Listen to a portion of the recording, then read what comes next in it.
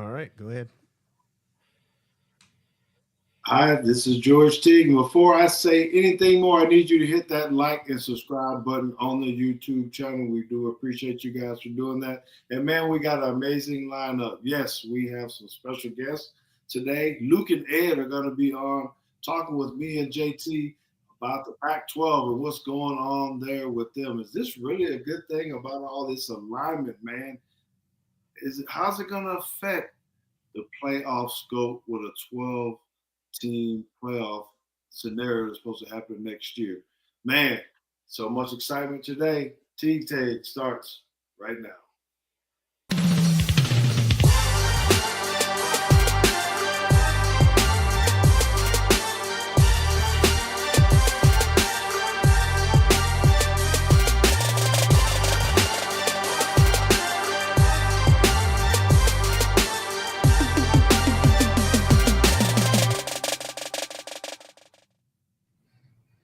Oh, well, I'm back, but obviously a little rusty because I know you couldn't hear the intro, which we usually can do, and other things. But I guess once it's like spring football, right? We got to get back into the swing of things. The first day of pads, I got to figure out where all my buttons went. Hey, man, that's okay. I was humble and talked about it all. Last week, me not being a producer, your still is a whole lot better than mine, so I appreciate it very much. I'm sorry if I'm lagging behind a little bit too, but I'm working on my new studio that I ain't got finished yet. That's why my walls are all white back there. But we'll get to it, man. So I'm excited, JP, about tonight, and I know we need to dive in it real fast because we got some special guests on. You want to introduce our guests for this evening? Yeah, so you've seen Ed before. Ed is he's got a Utah shirt on now. He used to be our resident Tennessee expert. Yeah, what happened there? He moved. Oh, hold on. Now. There you go. Say it again, Ed. I had you muted. My bad. I'm sorry. Yeah, I used to live in Knoxville. Now I'm out here in Utah, which used to be Pac-12 country, but now it's Big 12 country. But yeah, I've been a season ticket holder for the Utes here for about 3 years now. So looking forward to talking some Pac-12. Now, you haven't been in Utah for 3 years, have you? It ain't been that long. It's coming up on 3 years, yeah. Oh, so how long have I been in this damn Discord, man?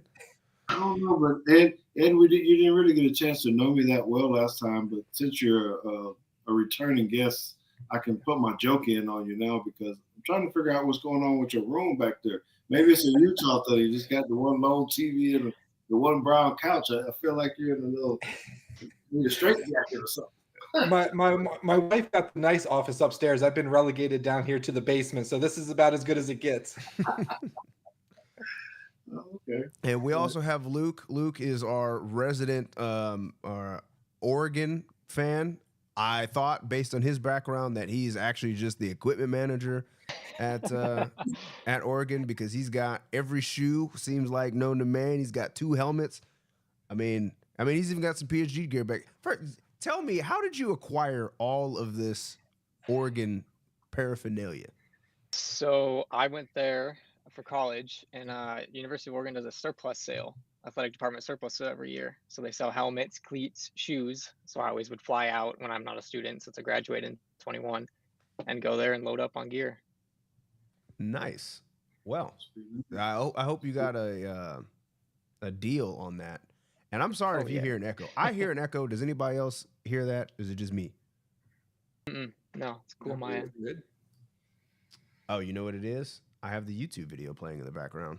There we go. Now it's gone. There you go. All right. Well, let's hop into the first topic. The first topic is RIP Pac-12. If you lived under a rock somewhere, you might not have known that UCLA and USC had already decided to head to the Big Ten, or whatever they're going to call it these days. And then we kind of thought it cooled down for about half a second. There was a lot of talk about Washington and Oregon going. Then they decided, nah, not right now. We're going to be fine. And then out of nowhere, Colorado said, you know what? What's Eric Cartman say? Screw you guys, I'm going home. So they went back to the Big 10 or to the Big 12. Then quickly after that, Oregon and Washington followed suit, going to the Big 10. And then I don't know, maybe 48 hours later, Arizona State, and Utah also packed their bags and said, we're also going to the Big 12. So let's start with you, Luke. How does this really affect the Ducks? How does this affect the conference? How does this affect the coast? I think the conference is toast. I think it's gone. The Ducks, I think, come out a winner here. I was getting a little nervous when there was talks that, USC and UCLA got kind of a bigger market. Ducks don't have that market. Being the Pacific Northwest, we don't want them. And then when that talk started coming out about the TV deal, whatever, was not going to go through. And it makes me nervous with recruiting if they're not in a very competitive conference. So the fact that they jumped ship and they landed in the Big 10 gives me some hope. Well, good. All right. So, Ed, the Utah fan that kind of thought, I think it was a little bit more scary on your side about possibly not getting an invite to go anywhere else, maybe having to stay and hope that you can pull in San Diego State and some other. I don't even know who else. New Mexico and New Mexico State aren't particularly. Or even Utah State are definitely good options to bring, but you got out, I guess. But how do you feel about that? Because I don't know that the Big 12 is really the place that you want to be, but if given the circumstances, maybe this is the best outcome. Yeah, we were hoping for an invite to the SEC, but unfortunately that didn't come. But I think the Big 12 suits Utah pretty well. They're a team coming over from the Mountain West into the Pac-12. They won the last 2 Pac-12 championships. They're one of the few teams that when they have changed conferences, they've actually done well. You can't say the same for a Rutgers or a Maryland and some other teams that have moved conferences. So to be able to get that invite, you kind of felt like, the kid in high school getting an invite to prom or something. Like we got invited to the big dance, so we're going to the Big 12. We renew that rivalry with BYU, which since moving out here, it's the fierceness between the two fan bases is on an SEC level. So I'm so glad we're going to be able to play that every year. That should make for some entertaining television. So really looking forward to moving to that conference. It's probably the 3rd best, I think. And so Utah now has a path to the expanded playoffs. So you got to be happy about that. All right. So with you, Dad, you being the innocent bystander out here, this was just, I don't know, you was probably at Cowboys camp when this was all happening, and then you just kind of woke up one morning and it's like, hey, there's like 4 teams left in the Pac-12 who I actually can't. Oh, yes, I can. Washington State, Oregon State, Cal, and Stanford are the ones that are just kind of out here holding the bag. Well, I feel bad for the conference as a whole. I think they made some pretty big mistakes, or at least the commissioner did. I hate his first name is George because he really kind of messed this up a little bit. Can you imagine being known for that, man? You're the guy that comes in and you immediately get the downfall of the Pac-12. Good Lord, that's not good. Yeah, that's. It felt like it was a losing effort, like right from the beginning, right? Because Larry Scott, right? That is his name, right? Larry Scott didn't leave the conference in a great spot, and then you're supposed to come in and clean it up, and it's like you're 14 minutes into the job and everybody's telling you never mind. Yeah, that is right. I do need to say shout out to those people that are in already. William Isaacs, my man with Tide Collectibles, and of course our peeps and James Knox. Thank y'all for tuning in. Yep, and Monica's in here too. So I apologize. Usually I put your comments on screen, but like I said, this is spring training for me. My extension is gone, so I don't have that ability. So at least everybody can see it. We can acknowledge things as they come in. So please be vocal in the chat if you feel like that you need to. So Luke, Ed, tell me what went wrong. How did the Pac-12 go from What was it? It was 2012. Oregon is in a national championship game. Yep. They've been to two, right? They've been to two national championship games. Correct. I can't remember when the other one was. I know one they played Auburn, and then another one they played. I can't remember. I Ohio just know they State. were there. Ohio State. Yeah. And you had USC, who has been a storied program for a long time, and Washington was pretty good in the 90s. Utah's coming up. They've won, was it 2 straight Rose Bowls?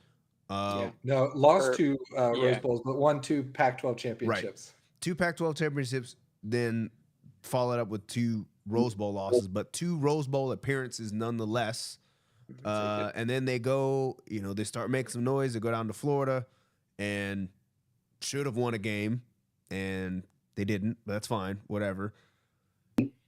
And now all of a sudden it's just like, the conference has become unrecognizable. So if either one of you can chime in and just give me a timeline on like, what are all the missteps? Was it apathy of like, hey, we're a basketball conference, we don't really care about football?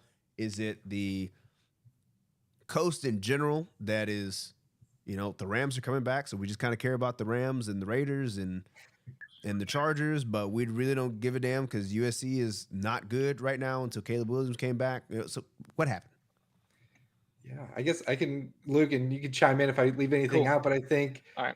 it's really a story of arrogance, an embarrassment of missteps. You mentioned our old friend Larry Scott. I mean, he had an opportunity after Texas and Oklahoma announced they were leaving the Big 12. He had an opportunity to have discussions about combining the Big 12 and the Pac-12 and sort of turned his nose up at. I think a lot of people think it's more like a truck stop conference, the Big 12, and they sort of look down at that conference. And then you had George Klapkov, who and a lot of the schools, ESPN offered them a deal of $30 million per school. Yep.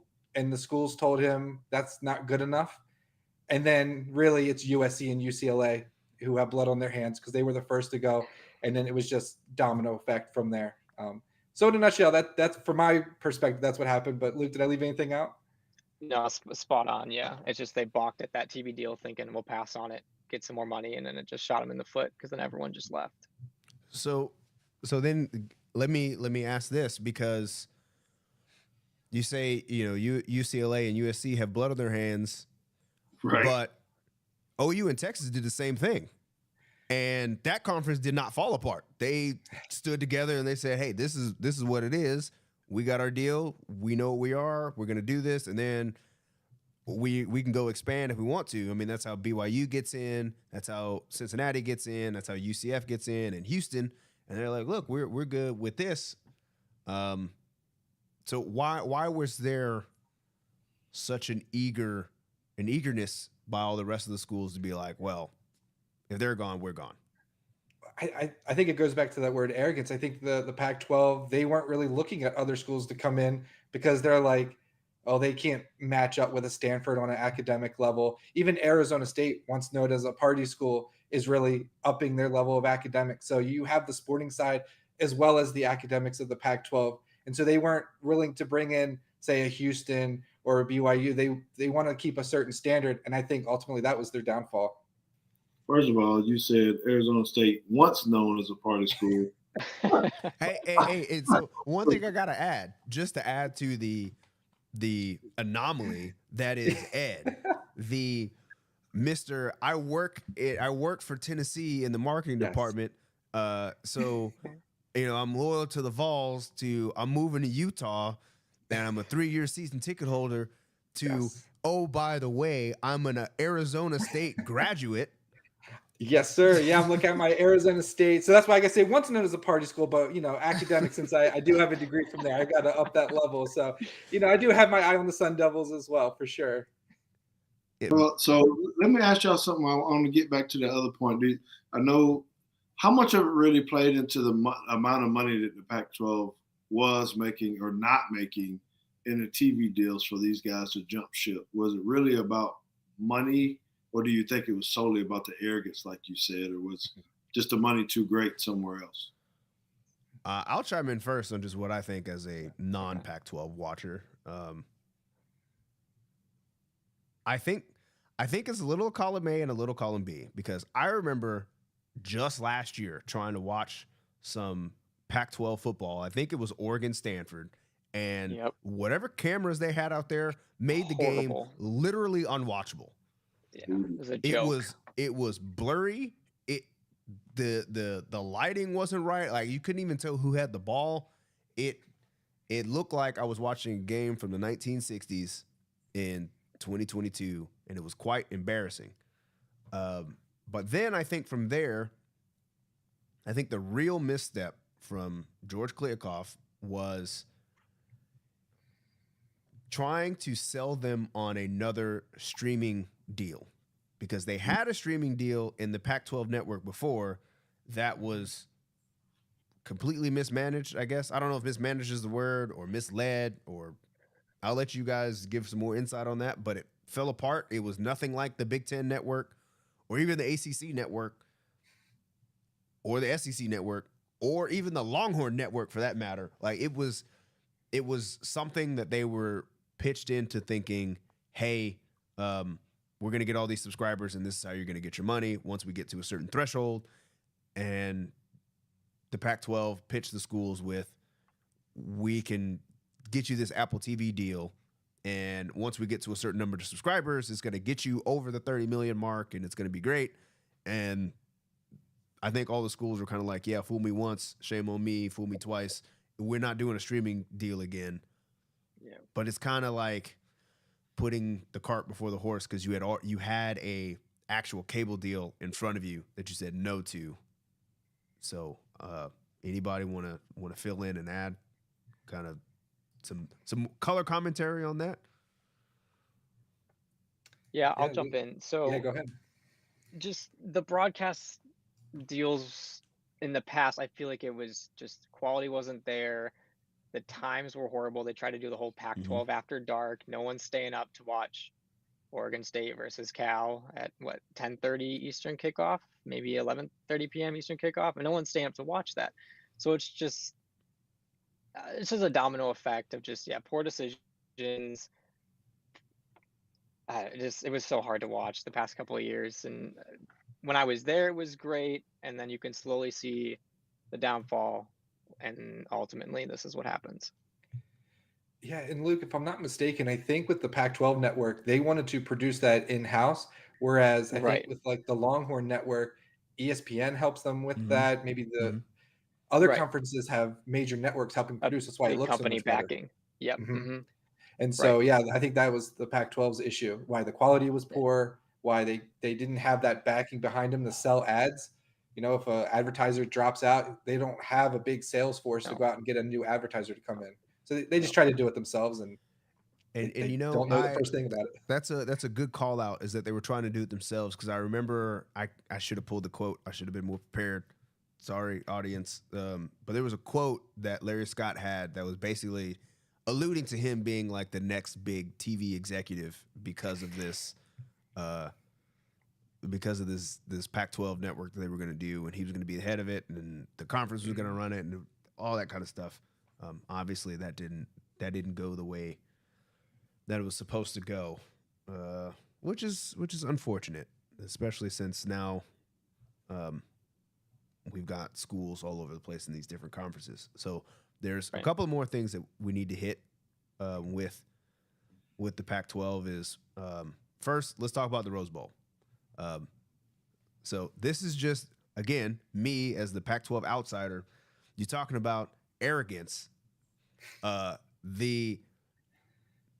If you look up arrogance in a dictionary, it's going to be a picture of the Rose Bowl and how they operate and how they do things, which has always been it's been a problem for me since the playoffs started, because I really hate New Year's Eve playoff games, and we know that it was only that way because the Rose Bowl was like, I don't care what y'all doing, we're playing our game when we always play it, whatever, I don't care. So what happens with the Granddaddy of them all now? Because does the Rose Bowl still hold the same prestige going into the future, like long term, or does it become more of like the Citrus Bowl? Like it's still a New Year's Six, but it ain't. Let's put it this way: the Rose Bowl was so grand, not just on the West Coast, but like historically, that Alabama's fight song is about getting back to the Rose Bowl. Like the Rose Bowl is in the words of Alabama's fight song. So that's how big it was. But what do you see going forward? Is it just another New Year's Six? And everybody's going to care only when it's a playoff game? Yeah. For me, I think, and I should just say, I got to go to the Rose Bowl for the first time. I saw Penn State, Utah. And you talk about arrogance there. Like you have to take a bus. Like it's in the middle of a neighborhood, so you have to take a bus to get there. It is such a pain, and the people there, like, we don't want you driving your cars and parking them in their neighborhood. So it was a bit of a just cluster. You know, it was not fun to get to. But once you're there, it's great. And so I thought it was great. The venue is amazing. I'd like to see that to be the national championship game. Whenever like golf tournaments are held on the West Coast, it's great because you could have it a little bit earlier there in the sun setting, but it's like prime time on the East Coast. So I would like to see the Rose Bowl be the national championship game moving forward. He's just saying always. Always, yeah. That should be the venue. Well, you can hang that up. They're not letting that. Let's see. I mean, in a perfect world, that's what I would like. But I don't know, Luke, what do you think? Yeah, perfect world, it'd be ideal. But I went Oregon versus Wisconsin pre-COVID season, right before the COVID shutdown, and just historic, pain to get to, but beautiful. And it's a shame that now it really won't be taken as serious. I mean, they'll probably become like a Citrus Bowl where you throw some teams in it and have it, and it is what it is. But I don't think it will hold the same prestige as it is. You're kind of giving up that history of Big Ten and Pac-12. Mm-hmm. All right, tangential question, and then I'll bring it back. Of the New Year's Six bowls, which bowl is the worst? You can pick brand or recognition. I'll tell you which one I think is the most disappointing is the Fiesta Bowl. I thought the Fiesta Bowl, it used to be the exciting game. That's the Boise State, Oklahoma Statue of Liberty thing. And then like I watched who was it? It was Notre Dame, Oklahoma State, which actually was a pretty good game. But you look in the stands and it was like, wasn't nobody there. And I'm not even sure why. This is the fan talking. The Fiesta Bowl seems like the most disrespected of the New Year's Six games, but as a player, it's kind of it's the bowl that I want to play in because it's sponsored by PlayStation and all the players got PlayStations. Yeah, that's cool. Okay. Yeah. When Oregon was in the Fiesta Bowl, I had a buddy on the team, and they got PlayStation. I think they got like a PSVR, a headset, so they hooked them up. Yeah. So, but what do you think, Ed? Were you Googling to see who the six were? I mean, I know. I was just kind of looking. The Cotton Bowl immediately came to mind, but I don't know. That's in your neck of the woods, right? So I don't know if that's a good option. But I don't know. The Cotton Bowl just for me doesn't register. I was gonna say the Orange Bowl just because it's not in that the original. It's not Orange back. Bowl, right? It's not in the OB anymore for real. That's what I was gonna say. Yeah. So maybe those two for me. Okay. It's gonna go with the Orange Bowl too. Yeah. That's fair. I'd have to push back on the Cotton Bowl just because I've actually been to the Cotton Bowl for a playoff game, and that sucker is packed. I mean, the Cowboy Stadium is already like great to begin with, but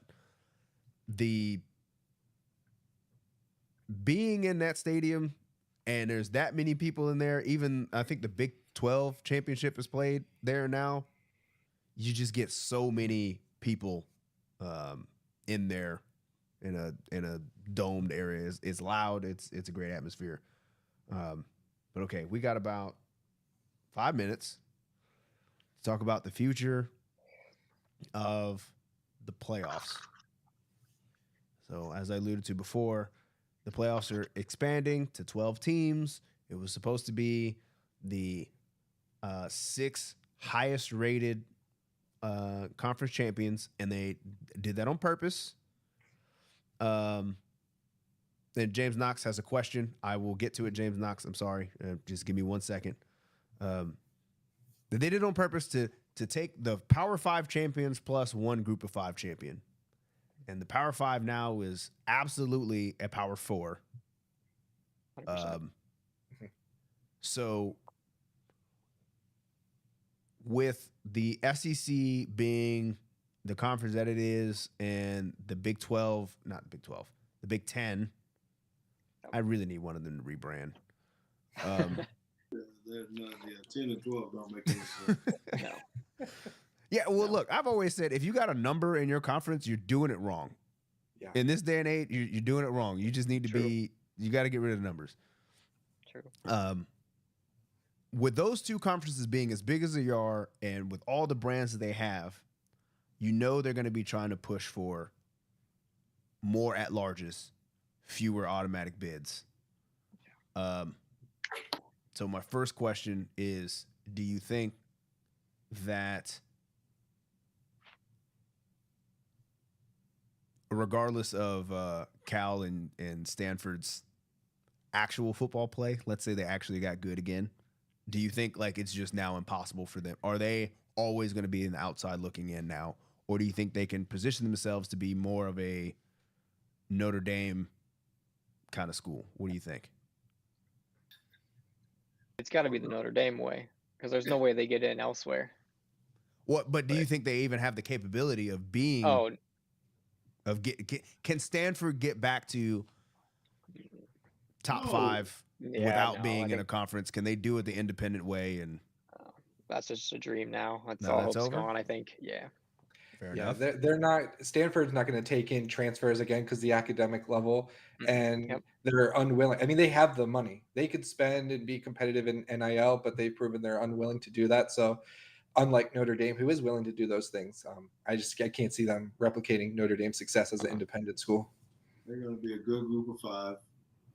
Cal and Stanford, I mean, whatever. Hey, well, you know that's an interesting statement because you said a good group of 5, and I'm immediately thinking, okay, like what kind of group of 5s are they? Like, you know, Stanford's actually really not that good at football right now, so maybe they won't be. But then I just thought about it. Cincinnati is no longer a group of 5 school. Houston is no longer a group of 5 school. BYU is not a group of 5 school. UCF is not a group of 5 school. So it's like all of the teams that used to think that they had a shot at the playoff are now actually in these big conferences that if they actually just win the conference, they're going to get in. Yeah. Stanford and Cal might quite literally be the best At of the large. rest. Yeah. Yeah, that's why they're smiling though. They're like, "Ha, maybe I got you." If they pick up I don't know who they said might go with SMU, some other folks or something. No, right. You know, I don't know. I think this you bring up some really good points about the playoff system. How's it going to look with 4 power conferences right now? I think it's going to make more people mad at the SEC again. Yeah, because the SEC is going to get like 5 teams in. Yeah. Literally. Yeah. 4 in now. But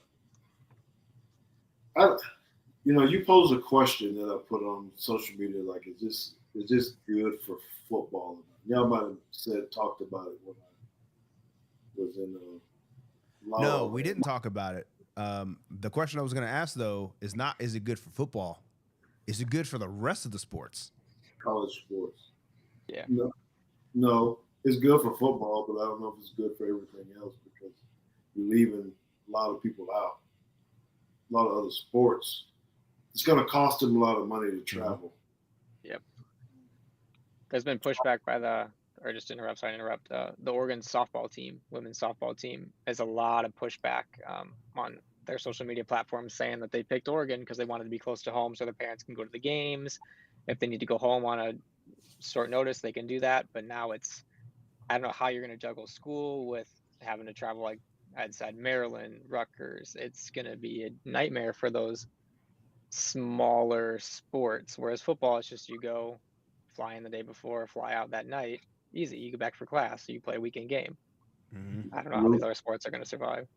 I'm going to call BS to them a little bit, just a little bit, because I do understand everything that they're saying. Yeah. But now I think with the way in, even with the smaller sports, they're still getting NIL deals. They're making some money. For sure. It changes their. I think it's going to start to change their landscape a little bit. For sure. You know, your branding changes too now when you're playing all over the country. You're not just playing at home. Very true. Very true.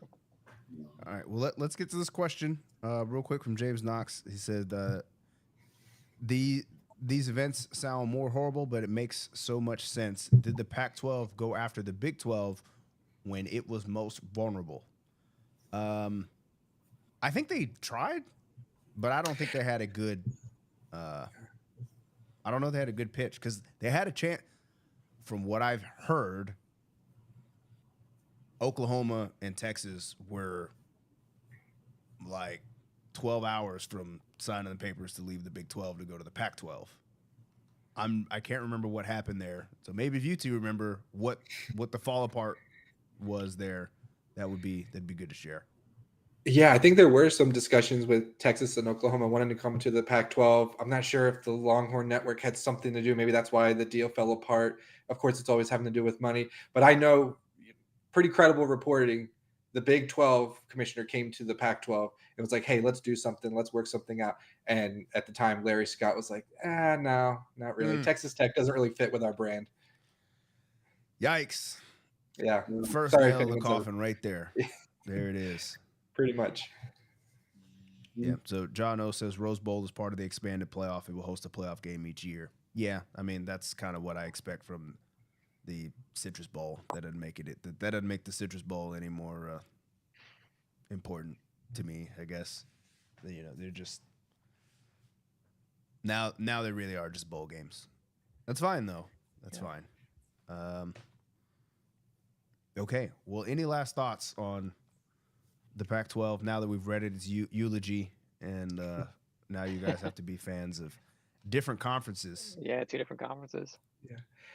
Yeah. I guess my final thought, and I put this in our Discord, James, that we're in, and I think this year, for everyone saying RIP to the Pac-12, they have several teams that could sneak into the playoff this year. 5 ranked in the top 25. 5 ranked in the top 25. I think USC, great chance. They have a good schedule.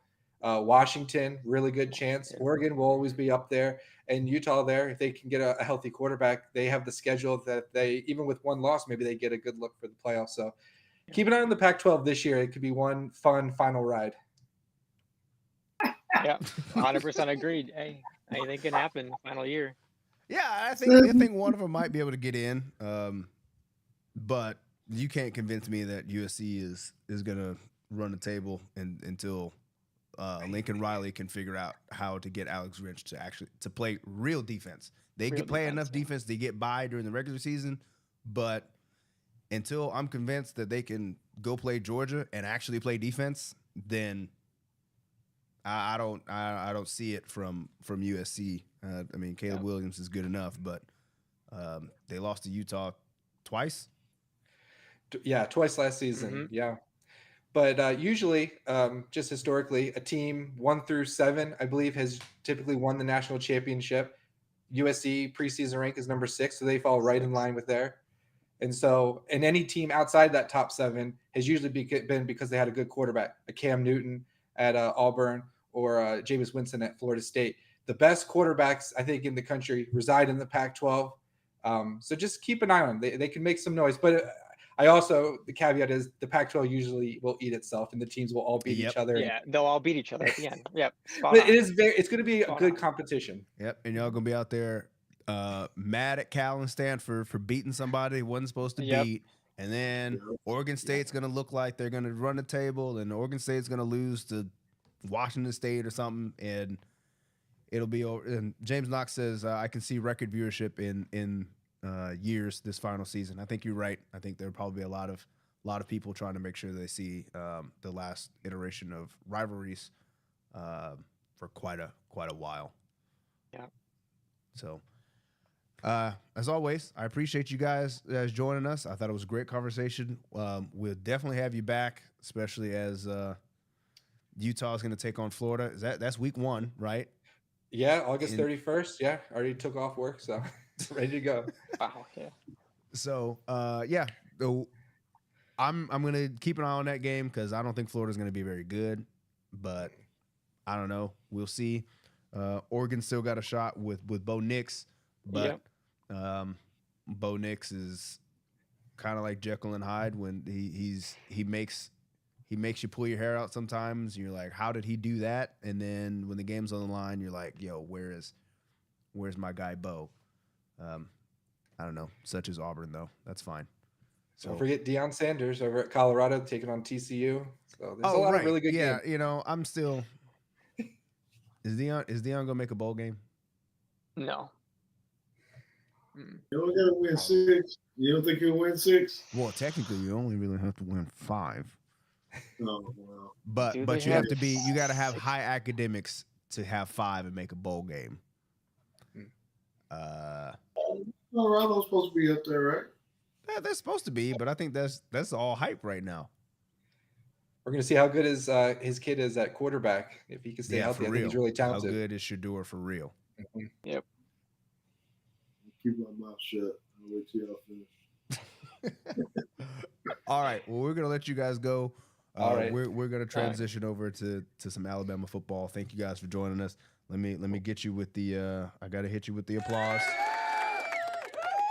So, thank you guys. I'll see you in the PSG Discord. Pretty You soon. got it. Thanks for having Thanks us. for having me. Yep. Thank you. See you Appreciate guys. it. Take it easy. All right. Well, I thought that was a good discussion. A good final nail in the coffin, or a tombstone being put on the Pac-12 as a conference. Maybe the rest of them will have to go join the. I was gonna say the Western Athletic Conference, but they only play basketball now. So I guess the Mountain West is there. Yeah, so I guess are they really going to drop the numbers? Like you said, Pac-12, they become something else. You know, do we have just directional stuff now? They gotta just join. They just gotta be. I think they gotta be absorbed by somebody else. Can they call it, you know, what was it originally called, like the Pacific Coast Conference or something?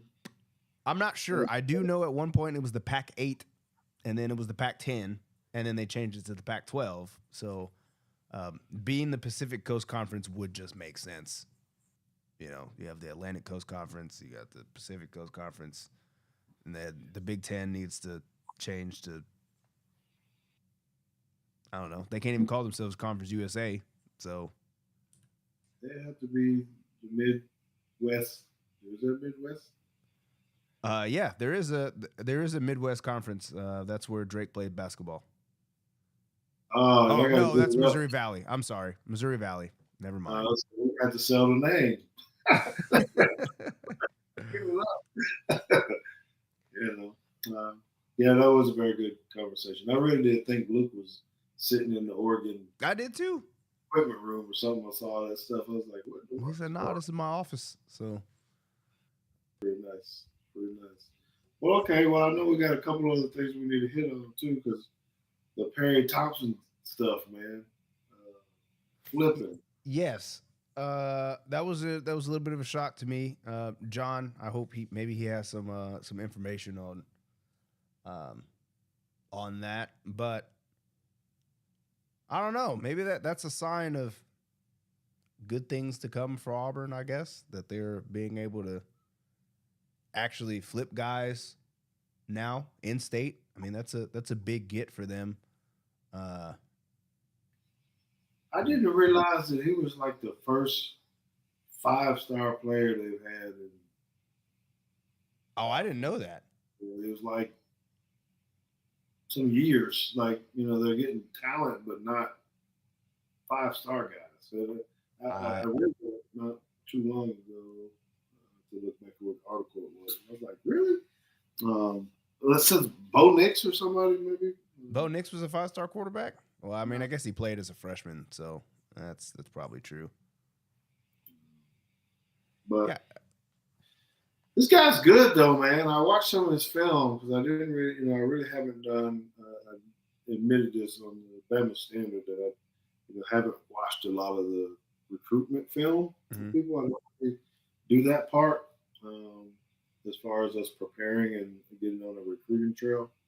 Um, and I did watch the film, man. That dude, that's a big old dude, man, and he's fast too. He's got some pretty good ride, Yeah. to see him just returning kicks, and you can just see that it doesn't even look like he's running fast, but he's just running away from everybody, with those long strides. So that's a pretty big loss. Yeah, it is, but they Alabama had brought in a couple of extra. Well, they have other receivers in the class. Um, I'm going to kind of just look it up real quick because again, I knew this, but I've forgotten. Now I'm unprepared. But in the 2024 class, I mean, they've got a 4-star Jameer Grimsley. They got Rico Scott, who is from Pennsylvania, also another 4-star guy. And they had French, Jamie French. Is he a 2025 guy? Is that what that is? Okay, so they also have Ryan Williams, who is a 5-star receiver from Alabama. And then, yes, Jamie French, who's a 4-star from Jacksonville, Florida. So there's, I don't know, maybe he saw quicker playing time over at Auburn. Come in and be the man. Yeah, I think that's the way they sold him, right? Isn't that what he said? That they were really trying to convince him to come be the catalyst of, a new era? Yeah, I mean, and that would make sense. I mean, Alabama's got quite a few young freshmen, or I guess they'd be sophomores now, academically sophomores at least, with Chaz Preston and I can't even remember all. There's a whole starting 5 that are all like freshmen or sophomores now. It's Ja'Cory Brooks and Jermaine Burton are the 2 old ones, and then everybody else kind of seems like they're all sophomores, or maybe even redshirt freshmen. So that could be part of it. Yeah, but they're all dropping the ball, according to Saban. Right. Yeah. So I was going to ask you about that. Do you think, is it, if Saban is saying this in the press conference, the way he said it, of like, because obviously it was a message to the receiver room. How bad do you think the drop, like how many drops do you really think they have? Like, is it unconscionable, like they're not catching the ball at all? Or is it, 1 out of every 5 balls?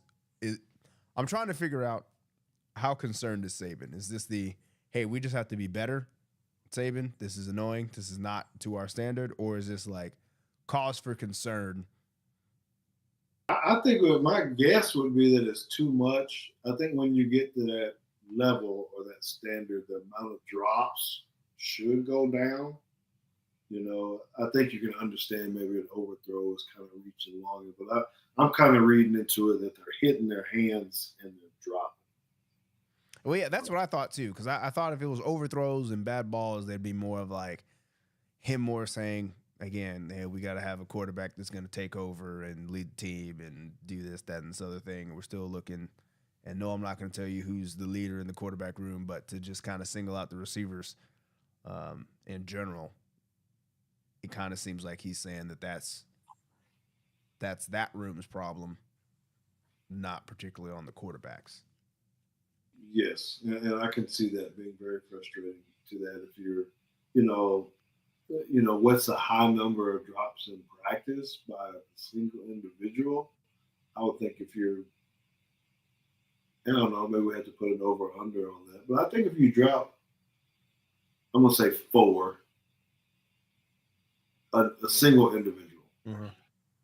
If he kept dropping the ball, and you're like, 3-4 times in a practice, I'm going to take your input on that. I think that would be concerning to me too. Yeah, that's fair. You said 4. In my head, I was thinking 3. I was thinking 3 was right at the line of like, all right, you dropped 3, and I'm kind of looking at you like, hey, like pick it up. and then you drop 4, and you're like, okay, are we gonna have to? Is there anybody else we got out here that can play a little bit today? And I think that would get you to a room. And I think he's probably losing a little bit of patience when it comes to how people are transferring, asking for money, doing whatever. Mm-hmm. I think we're even held to a different standard that, man, don't be coming here and asking me for no change and you keep dropping the ball. I'm not saying that that's what happened, but I'm just thinking of the mindset. Mm-hmm. You're going to put us under the pressure that I'm going to transfer or I'm not getting playing time, but hell, you can't even catch the damn ball. That's a problem when you're trying to win national championships. They're not just trying to get to playoffs and be good. They're trying to get back. Right. Got a chip on the shoulder, going in ranked number 4. That I don't know the last time we've been out of the top 2 or 3. Yeah, it's probably been a minute. So it's a lot of talk there, but if you can't throw it, I know we want to. I'm going to assume we really are going to run the ball more than we have. But if those guys aren't catching the ball, it don't matter what quarterback you have back there. If they're just You're right. Yeah, I mean, if you're not gonna catch it, then who cares who's throwing it? no, that's right.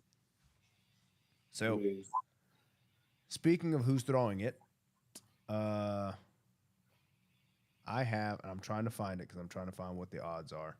You got a bold prediction? Is that what you're saying? Nah, it's not a bold prediction, but I did try to put my money where my mouth was. Yes. Okay. So, I did indeed actually place a bet. Yeah. I bet $33.34 to win $100.02.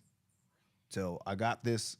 The odds are plus 300 on who the starting quarterback is going to be for game 1 of the season. So who is going to take the first snap? Milroe. That's who I picked. And the only reason I picked him, is because I think that's the only one that makes sense, is game 1, snap 1 is going to be the incumbent, because that's just like how Saban works. But he was the only one with plus odds. They had, I don't know if I can go back and see the odds now, but I think they had Simpson at like minus 150. What? And they had Buckner as the next guy at minus 100 or 110 or something like that. And I saw that on Reddit, actually. Somebody was like, hey, I just saw a line that it's plus 300 on Jalen Milroe being the starting quarterback. And I was like, what? Right. It's like, yeah, let me go ahead and how much do I have to bet to win $100? Because that right there, it just, no matter what happens, I think Jalen Milroe is going to get the start against Utah State or whoever it is. Now, maybe he doesn't start against Texas. Right, it could change. But to start the season, I don't know, maybe, but at plus 300, maybe that's maybe somebody knows something that I don't know.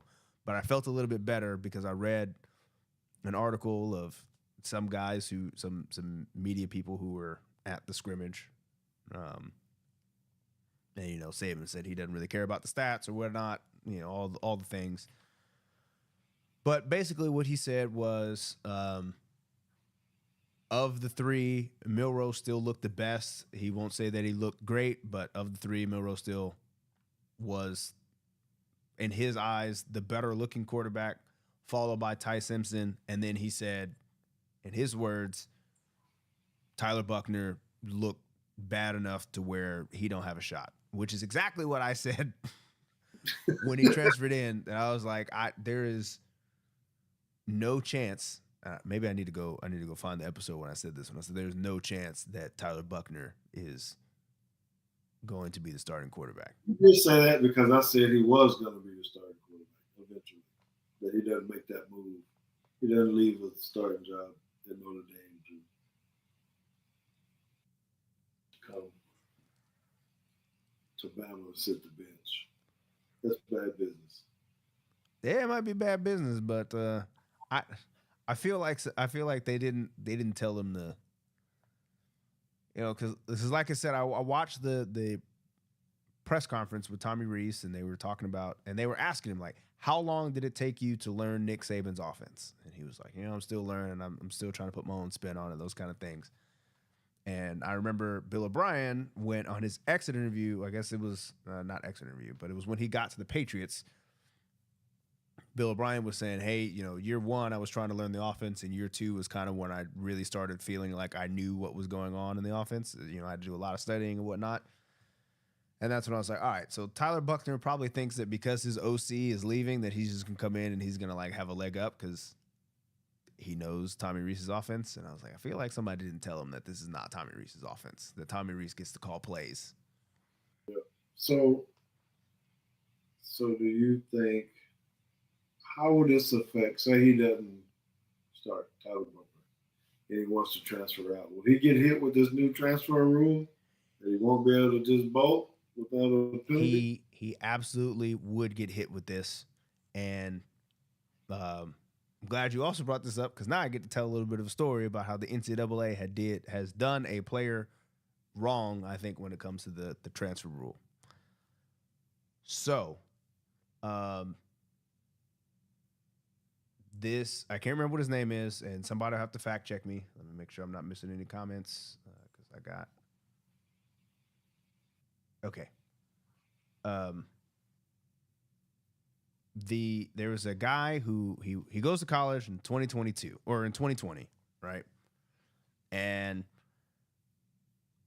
unfortunately, the 2020 season, they canceled the football season.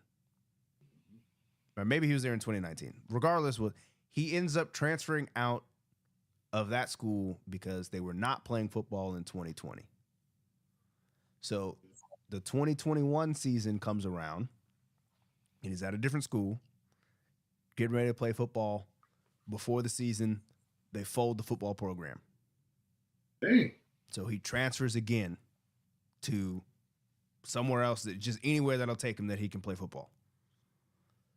So he's getting ready to play football again, and I think then he gets hurt, can't play the season, and decides, okay, maybe this is just not my path.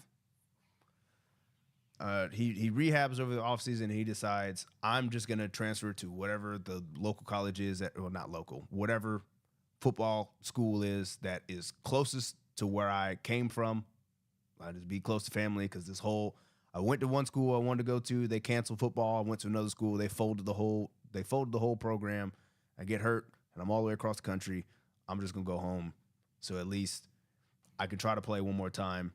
My eligibility still ain't up, because I haven't even played 2 years, and then I got a medical waiver. So I just want to go home. And the NCAA says, he transferred before they made this new rule. He's transferred. He's been accepted. Fall camp started. He gets to fall camp, and 3 days in the fall camp, the NCAA says, hey, based on this new rule we just passed, even though you've already been enrolled and transferred and did all your paperwork, you are no longer eligible to play this year. So now he's going to miss a fourth season of playing, because he transferred under the old rules, trying to get home to play football. They passed the new rules, and then they retroactively revoked his waiver. Can't do that. Well, they did. So he will not be playing football this year either. Must be at a school that don't like.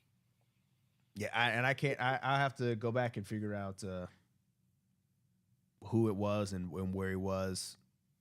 I want to say it's North Carolina. I want to say he's at North Carolina. Must be pretty good. I thought that was.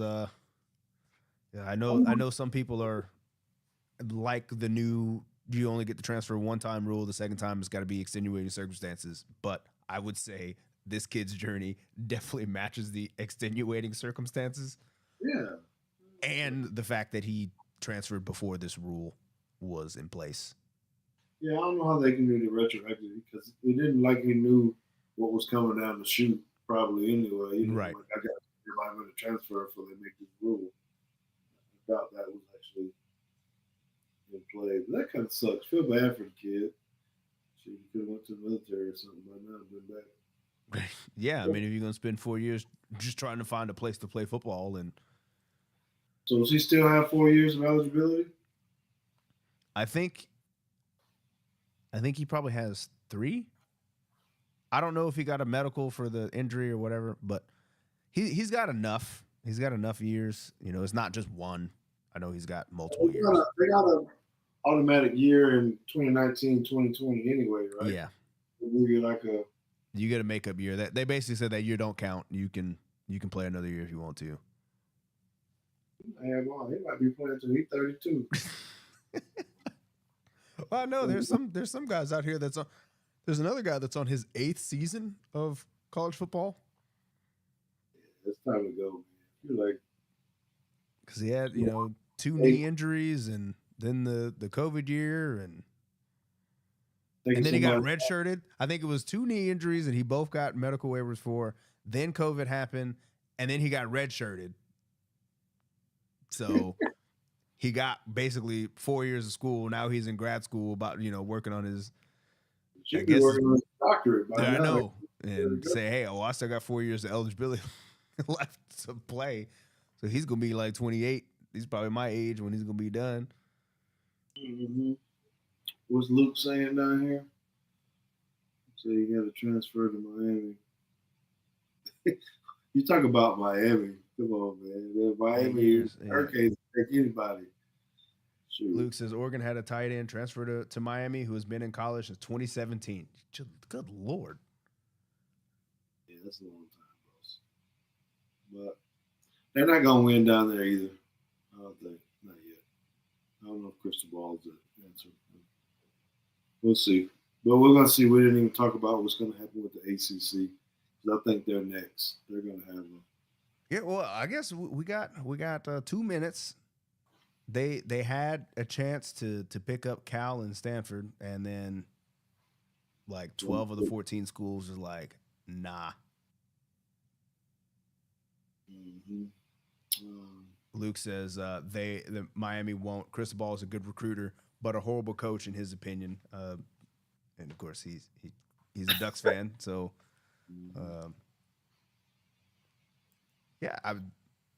their offense ain't looking great. Their line play might be pretty good, but everybody else ain't.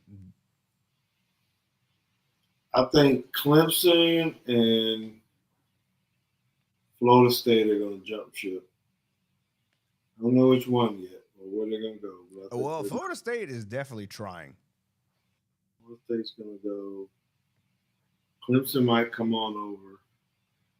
Well, the problem that they have right now is that their deal runs through 2036. So they still got like 13 years left on their deal, which means like right now, I think the buyout is somewhere like $500 million to get out. Yeah, that's a lot. That's why Florida State's trying to get some kind of hedge fund to raise private equity so they can pay it and leave. I don't even know if there's anybody else over there that SEC would want or some other. I think they'd probably want to take Florida State, Clemson, Duke, and UNC. Who? To go to the Big Ten? No, to go to the SEC. I think the SEC would be looking like, okay, we can get 2 smart schools in Duke and UNC. They're okay enough, they're mid-tier football programs, but they're going to be top-tier basketball programs. So you think we want to try to elevate that, or would be a tougher fight to go to the Big 12 now that Arizona will be in there thinking basketball? Mm-hmm. Arizona State. I don't know how good they are in basketball. But Baylor. Luke says FSU might need Al Hilal to bail them out of the conference. So Al Hilal is a Saudi Arabian football team, soccer team Uh, that has been throwing absolutely stupid money. Remember we had talked about Lionel get Messi. Messi? Yes, paying him $700 or $1 billion a year or whatever. They've been throwing around hundreds of millions of dollars to teams to get players. Okay, totally off topic. Now let's go. Okay. Since we talked about Messi, is Messi? Is this like? Is this league too easy for him, or is it that good? Is it like a pro guy going over to Canadian Football League, or a pro NFL guy going to play for the XFL? This was the question that you should have asked Luke and Ed, because Ed is, I think, totally on the side of right now. They're playing in the Leagues Cup. It's like this mid-season tournament that nobody cares about, and they're not playing their starters right now. So he thinks that I think he would say it's going to be getting harder for him. Luke says, how many zeros is that? 1,000,000%. He's playing against college kids. So there you go. There's your answer. That's what I would say. I mean, these guys, the Americans that are playing on the national team these days don't play in MLS anymore. So like, Landon Donovan and Clint Dempsey and Tim Howard and those guys, they were playing in MLS at one point. These guys, Christian Pulisic, Tim Weah, Balogun, those guys that you can name on the U.S. men's national team, Reyna, they don't play here anymore. They went to Europe. They play over there now. So yeah, I think Messi coming over here is a step down. This is his Canadian league. I just don't understand it though. For all the hype and like, it's exciting and it's fun, but in the back I'm going like, for real though, man. I mean, yeah, this is like if Jordan went over to China and played in a league when he was done instead of coming back to the Wizards. Yeah, probably. I think it's like that. Luke also says Messi got a good TV rights deal, unlike the Pac-12. Yeah, Messi actually got a cut of the streaming revenue himself from Apple TV for the entire MLS league. Yeah, that's a pretty good change. Yeah, Messi is doing just fine. Well, okay, brother. Well, that's good, man. Appreciate it. Luke, thank you again for coming on and being a special guest. We always appreciate it. I don't need but one pair of those shoes. Some of those bright yellow ones. Yeah, he's what are you size 13? Yeah. I don't even know if I need to wear. I just want to set him up like him. I think it'd be kind of cool. Have it behind me too. Like, why you got them more shoes? Kayvon Thibodeau would be mad at you after what you said about him in that last video. Well, you see what happened.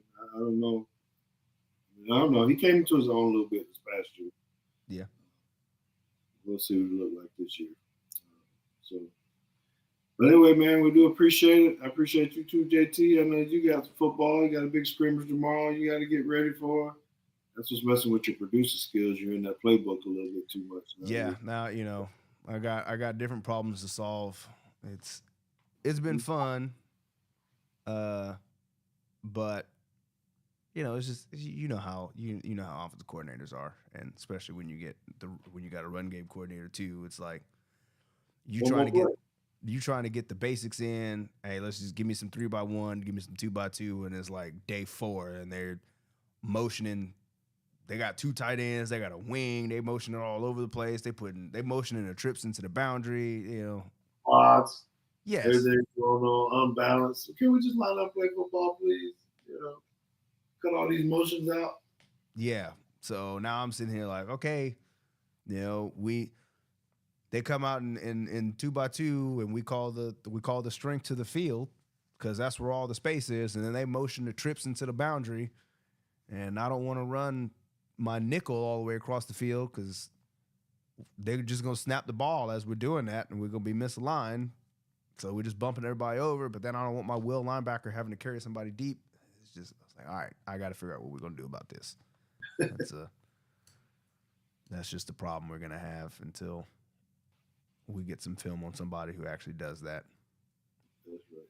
Script it up, man. Script it up. But okay, well, we do appreciate it. I hope everybody enjoyed the show. Make sure you guys, if you listen to the recorded piece, we do appreciate all the downloads, the things that you give us. Go ahead and find us on YouTube, though, and subscribe to us. Hit those likes. Give us some good comments. Because this is good for us, man. This is really good for us. JT and I got some good things in the works here. So, I kind of been teasing that stuff a little bit, but I'm really excited about what's going to be happening in the next couple of weeks and, the things that we're going to be talking about, the guests we're going to be having. So it's going to be really, really good. So make sure you stay in tune with us. JT, you make sure you get yourself ready for tomorrow night. I'll be there as a boss and as a dad. I get to wear both hats tomorrow. So it'll be fun to watch, see what the guys look like. And what do you say? Cowgirls still. Oh yeah. Oh, what's happened? Who? Oh, James Knox. He's the Commanders fan that's about to change their name again. Yeah, I don't know what they're gonna call themselves. But anyhow, thanks again, man. We're gonna have a good night. Call it a night, and we will be back next week. We're gonna be talking a lot more college football again next week. 2 guests who are one's an OU fan and one's a Texas fan, and we need to talk about. Am I supposed to be playing your music right now? I am. There you go. Yeah, how they actually feel about coming to the SEC.